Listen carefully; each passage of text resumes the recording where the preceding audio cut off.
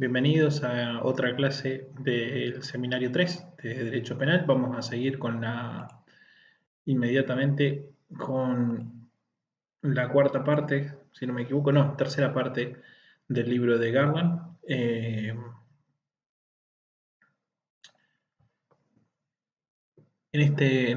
Acabamos de ver o desarrollar en el punto número 2 cuáles son las características principales o qué es lo que caracteriza el sistema penal del welfare.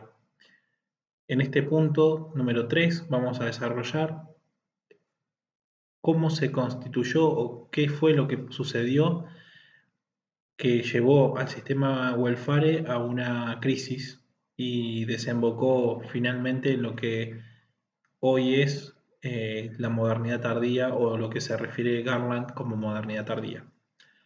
A mediados de la década de 1970, el apoyo en el welfarismo penal comenzó a desarticularse.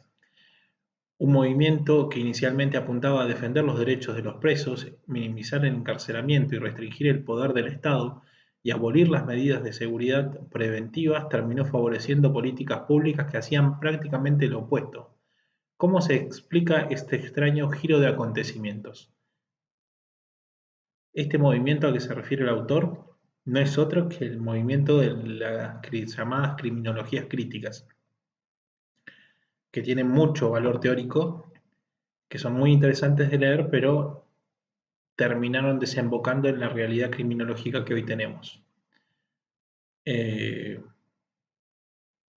Garland, bueno, vamos a ver que ahí hace una serie de consideraciones que son como una suerte de pase de factura a sus propios colegas en qué estaban haciendo que esto terminó saliendo de esta manera, en pocas palabras. Ahí lo vamos a ver. La historia de los 100 años presentes había visto al modelo de rehabilitación convertirse gradualmente en la ideología ortodoxa de los expertos y las autoridades en un elemento cada vez más importante de las prácticas de la justicia penal. El repentino asalto crítico y la rapidez con la que cambió de coordenadas de la justicia penal fue experimentado por muchos operadores de justicia penal como un fenómeno desconcertante y conmocionador. En el curso de pocos años se colapsaron las ortodoxias de la fe en la rehabilitación y prácticamente en prácticamente todos los países desarrollados. Al disociarse de sus concepciones, los reformadores y académicos, los políticos y diseñadores de políticas públicas y finalmente los operadores y administradores de las instituciones, y en ninguna parte fue este giro radical más espectacular que en Estados Unidos. En primer lugar, la crítica estadounidense del correccionalismo. En 1970, al desarrollar su crítica del correccionalismo, los académicos, activistas y expresos que formaban el grupo de trabajo se asociaban explícitamente al naciente movimiento de los derechos de los presos y presentaban su trabajo como parte de una lucha más amplia por la justicia social, económica y racial. El blanco fundamental del informe era el uso discriminatorio del poder de castigar por parte del sistema de justicia penal, en particular su uso del encarcelamiento que el informe veía como una herramienta para reprimir a los negros, los pobres, los jóvenes y las diversas minorías culturales. El informe habla de una revolución poco visible que se desarrollaba en las cárceles y penitenciarías donde ya habían comenzado huelgas y motines y alertaba de que los presos ya no se someterán más a todo lo que se les hace en nombre del tratamiento o la rehabilitación o de la rehabilitación. Lo llamativo de este primer ataque importante contra el welfarismo penal es que fue lanzado desde el interior del marco de la sociedad de la socialdemocracia welfarista, aun cuando se trataba de una versión radicalizada de la misma. Como muestra claramente sus prescripciones para la acción, seguía viendo el delito como un producto de la privación social y económica y buscaba que el Estado produjera las reformas sociales y aportara la asistencia social necesaria para dar respuesta a este problema social. Lo que radicalizaba el documento y lo diferenciaba de los textos críticos que lo precedieron era un conjunto de distintivos de argumentos críticos. una profunda desconfianza en el poder estatal, un descreimiento absoluto respecto de las motivaciones profesionales, una insistencia en que el tratamiento no debía estar atado al castigo, una preocupación por la autodeterminación y el fortalecimiento de los pobres y los grupos minoritarios que reformaban la clientela de las instituciones del complejo penal welfare. Estos eran los elementos fundamentales de esta nueva crítica. La paradoja, sostenía, era que el Estado moderno, los valores individualistas eran los mejores protegidos por el castigo retributivo que por un correccionalismo invasivo que presionaba a todos hacia la conformidad. El punto de quiebre, si se quiere, en este y en otros libros que caracterizan este tema, es precisamente esto, y por eso lo dejé, se refieren o toman en cuenta el motín de la prisión de Ática de 1971, que fue el motín donde mayor cantidad de personas murieron en la historia reciente de los Estados Unidos en cuanto a las penitenciarías. Bien, bajo la óptica welfare, digamos, si tenemos las penitenciarías que se crearon bajo la óptica del Estado welfarista, el motín de Ática en Estados Unidos fue la ocasión en que más gente murió. Aclaro esto porque después, con posterioridad a 1971 en adelante, y en particular en otros países, se han producido motines con gran cantidad de personas muertas. De hecho, Brasil tiene uno de los récords en este sentido, acá cerquita. En este sentido, continúa, ¿no? Don Juste o justo merecimiento es la traducción.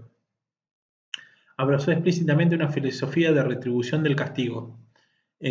Destacaba la superioridad moral de castigos proporcionales que miraran hacia el pasado, la pena justamente merecida y los peligros inmorales y autoritarios de las medidas penales basadas en las predicciones sobre la criminalidad futura o en evaluaciones de carácter y modo de vida del individuo. A lo largo de las siguientes 2 décadas se transformó en un punto central del debate penológico la elaboración de este retribucionismo renovado y los detalles técnicos de su aplicación a las leyes y prácticas del derecho penal. James Wilson dudaba de la justicia y la utilidad de los tratamientos individualizados y apoyaba firmemente la idea de que el castigo determinado. En cambio, quería imponer castigos disuasivos que se impartieran rigurosamente y fueran suficientemente duros como para actuar como desincentivos reales con respecto a los potenciales delincuentes. En segundo lugar, el impacto de las políticas y las prácticas en Estados Unidos y Gran Bretaña. El movimiento de reforma a favor de la pena determinada creó una alianza de fuerzas inusitadamente amplia e influyente. En pocos años el movimiento logró una serie de éxitos prácticos, siendo más notorio la aprobación de la Ley de Penas Determinadas en California en 1976.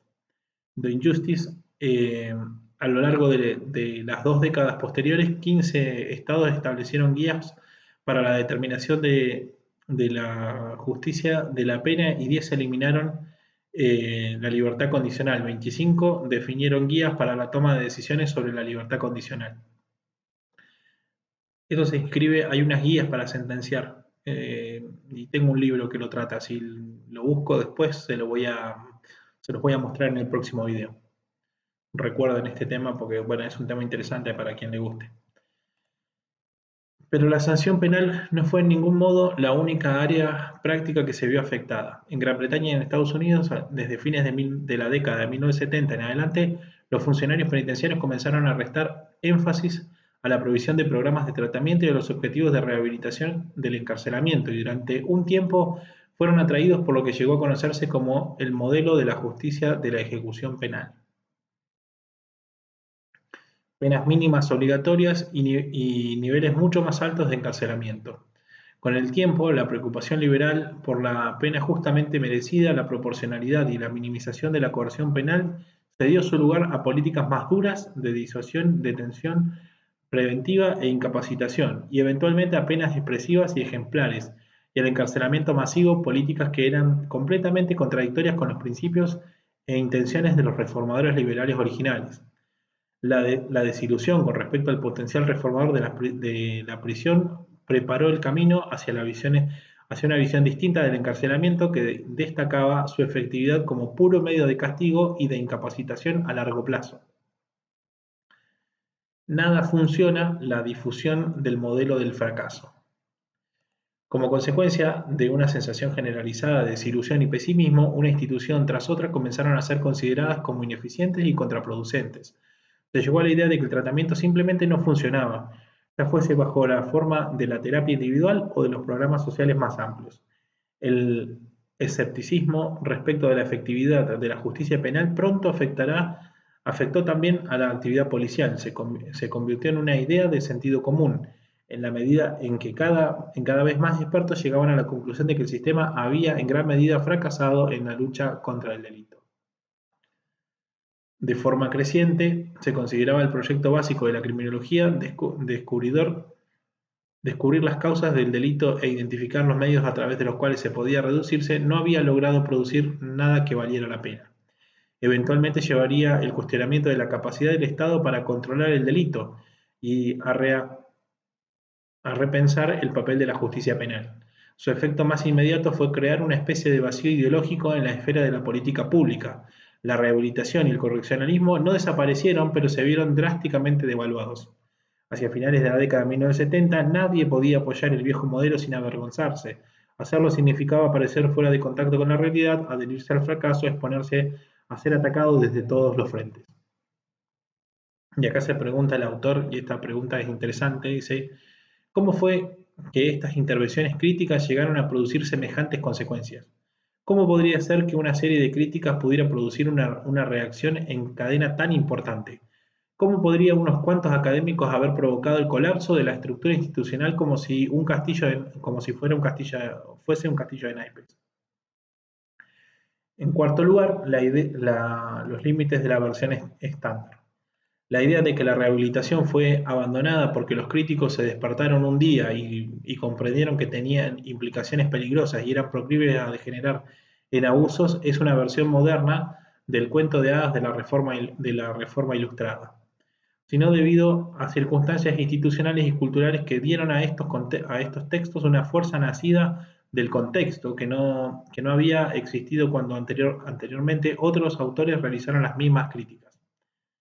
En primer lugar, estudios de evaluación ya habían producido descubrimientos negativos desde la década de 1930. En segundo lugar, los resultados disponibles de las investigaciones a mediados de los años 70 de ninguna manera eran inequívocos. En tercer lugar, había un cúmulo de respuestas disponibles para los defensores del status quo que podrían haber sido utilizadas para responder a las críticas. Y en todo caso, si el complejo penal welfare funcionaba mal en este sentido, no había evidencia de que los enfoques alternativos dieran mejores resultados. Si estas defensas se hubiesen movilizado plenamente, habría sido posible que lograran imponerse al menos hasta el punto de evitar los cambios radicales. A fin de cuentas, es notoriamente difícil superar la inercia de un sistema institucional una vez consolidado. Pero estas defensas no fueron adoptadas ampliamente y donde sí se hizo, no tuvieron gran éxito. ¿Cómo podemos explicar esto? ¿Por qué fueron tan débiles las defensas del welfarismo penal? ¿Qué desarrollos internos y experiencias erosionaron ese marco y potenciaron las fuerzas que lo atacaban? En quinto lugar, el carácter cambiante de la criminología académica. Los criminólogos comenzaron a reconectar su materia con las tradiciones más generales y críticas de la teorización sociológica. También comenzaron a reevaluar y redescribir el problema del delito de forma bastante distinta a la criminología tradicional, menos un problema de patología individual o social y más una cuestión de etiquetamiento y de pánicos morales generados por los medios masivos de comunicación o relaciones de poder e insuficiente tolerancia con respecto a la saludable diversidad. Desde el punto de vista de esta nueva sociología de la desviación, buena parte de las conductas delictivas eran en realidad normales, saludables y ampliamente disfrutadas, una expresión de la diversidad humana y no una patología peligrosa. El verdadero problema radicaba en el control obsesivo y no en la desviación misma. Eso es lo que opinaban las criminologías críticas, ¿no? Ese primer párrafo. Aunque no lo dice expresamente Garland, pero lo aclaró. Y lo que resulta más interesante de esto y más característico es que se trata de una reacción despreocupada. Su mensaje era que la desviación y la ilegalidad eran algo muy difundido, pero que se podía vivir con ellas. La mejor reacción era ser tolerante, desdramatizar, evitar reaccionar de modo excesivo. El delito no era el problema se debía abordar era el control, es decir, la represión estatal, pero también el control encarnado en el welfare bien intencionado y paternalista, al igual que el movimiento contracultural de los años 60, de cuyas preocupaciones se hacía eco. El tema central de la nueva criminología era la libertad de expresión, la libertad de los individuos de, de la autoridad arbitraria, la idea sobre la seguridad pública y el temor al delito y la preocupación por las víctimas tenían escasa relevancia en esa literatura. Los nuevos criminólogos y sus aliados del movimiento de la psiquiatría radical y del trabajo social radical realizaron una crítica de su propia disciplina académica y cuestionaron las credenciales del conocimiento experto que habían sido la base de la autoridad de los criminólogos. Para la mayoría de los grupos ocupacionales, la mayor parte de los periodos históricos, esto parecía ser un suicidio profesional. De de este audaz movimiento crítico provinieron algunas de las ideas más profundas y brillantes jamás planteadas sobre el delito y el castigo, y una tradición intelectual que vive aún en la actualidad. Pero las consecuencias políticas de este movimiento, al menos a mediano plazo, fueron en lo opuesto de lo que pretendían sus partidarios.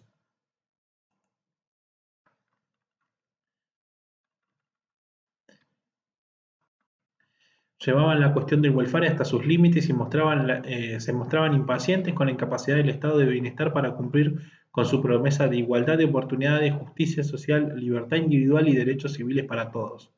Cuando analizaban la justicia penal, lo hacían en función de sus ideales sociales radicales y no en función de su distancia con respecto a la realidad más punitiva del pasado reciente.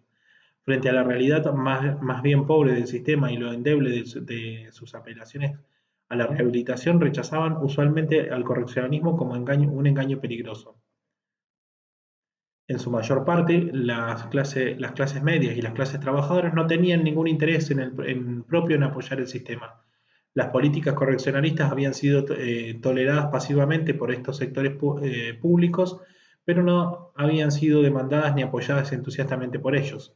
Lo que había sido tolerable en un periodo de crecimiento progresivo y optimismo liberal, con bajas tasas de criminalidad y confianza en la reforma penal, era susceptible, en un clima diferente, de que se considerara un desperdicio indulgente y contraproducente de los fondos públicos.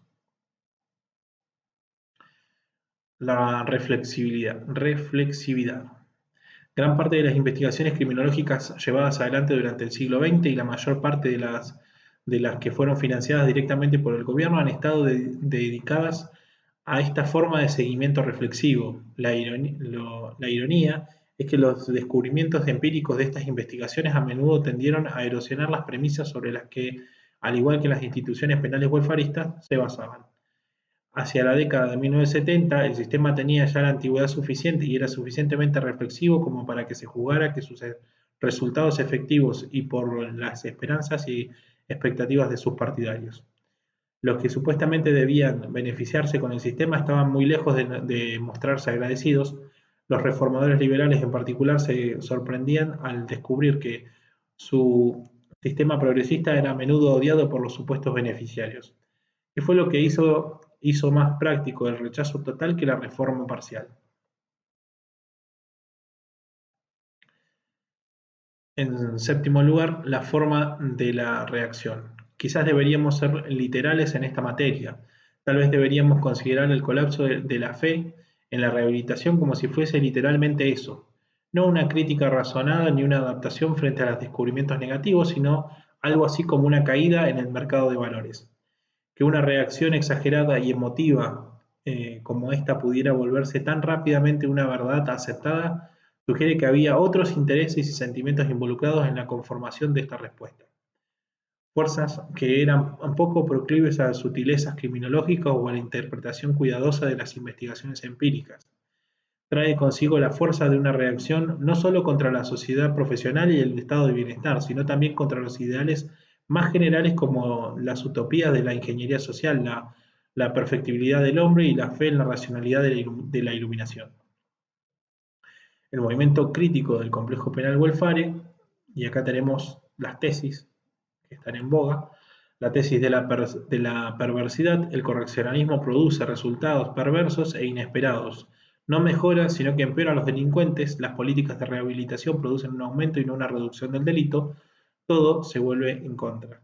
La tesis de la futilidad: el correccionalismo siempre fracasa. No es posible reformar o corregir a las personas. Los esfuerzos de rehabilitación son fútiles y resultan un desperdicio de recursos públicos. Nada funciona. Y la tesis del peligro: las prácticas correccionalistas socavan los principios fundamentales como la autonomía moral, la determinación del individuo, el debido proceso y el Estado de Derecho. Las prácticas de la rehabilitación comprometen cruciales valores democráticos liberales. La justicia está en peligro.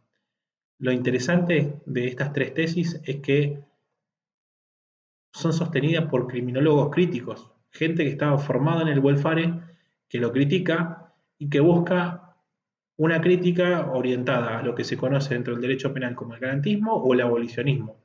Creen que a partir de estas críticas el derecho penal está condenado a desaparecer y ya dejar de ser, de que exista la penalidad dentro de la sociedad.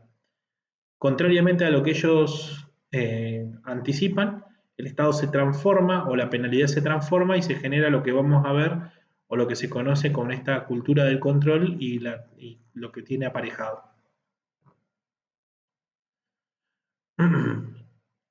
No eran refutaciones coherentes y unívocas de la lógica de rehabilitación que en conjunto constituían un bloque incontestable. Más bien era un conjunto de misceláneos de críticas bastante diferentes entre sí, algunas con fundamentos, otras no. Juntas formaban una colcha de retazos incoherentes, negativas, directas, antes que un contraargumento consistente. En circunstancias normales y en ausencia de otras fuerzas sociales, esta incoherencia habría hecho más fácil resistir la crítica. El hecho negativo de criticar la rehabilitación unía a la izquierda, la derecha y el centro, a los liberales radicales y conservadores. El poder de la oposición no estaba en su capacidad de refutar la teoría ortodoxa, sino en su capacidad para crear una alianza momentánea de los enemigos. La afirmación de que la rehabilitación era demasiado coercitiva no imaginó el giro hacia el encarcelamiento en masa y la reinstalación de la pena de muerte. Los impulsores de la reforma a favor de la condena fija no buscaban provocar una competencia política para ver quién lograba establecer las mayores condenas obligatorias. El argumento de la rehabilitación no era buena para los delincuentes, no quería indicar que era demasiado buena para ellos. Otras medidas que pronto dominarían el escenario penal: los castigos expresivos, las víctimas, la protección del público, el castigo, simplemente no figuraban en la literatura reformista original. De alguna manera, el movimiento anticorreccionalista abrió paso a un conjunto de cambios que no preveía y no pudo controlar. También se adaptaron a las nuevas condiciones sociales, políticas y culturales de la sociedad moderna tardía y las nuevas relaciones de clase y raciales a las que dieron nacimiento. Nos vamos a quedar en el cuarto capítulo. Acá vamos a empezar a ver el cambio y el orden social en la modernidad tardía y ya vamos a entrar a caracterizar de qué estamos hablando cuando hablamos de la modernidad tardía. Pero eso lo vamos a hacer en nuestro próximo video y vamos a tratar de avanzar más o menos un capítulo por video para terminarlo ya esta semana, de dar este capítulo y arrancar con el segundo libro. Les aclaro que es un resumen, son casi 400 o 500 páginas, estoy tratando de que queden 70, algo de 70 páginas, para que ustedes tengan el resumen de lo central del libro. Después, si quieren ampliar la lectura, tienen el material como para hacerlo, pueden leerlo todo y ver qué es aquello que les interesa. Es un salto, sí, reconozco que es un salto dentro del derecho penal clásico en el cual estamos trabajando actualmente a lo que viene a ser el derecho penal o las discusiones en derecho penal y en criminología modernas. Bien, a partir de esto ustedes van a poder, por ejemplo, entender con una mejor idea las teorías del derecho penal a dos y a tres velocidades, por ejemplo, que de la que habla Jacob.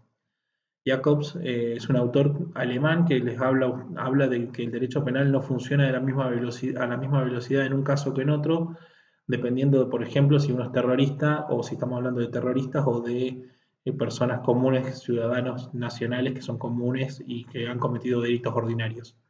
Por ejemplo, eso se inscribe directamente en esta cuestión que estamos tratando ahora y en la teoría de las sociedades del control.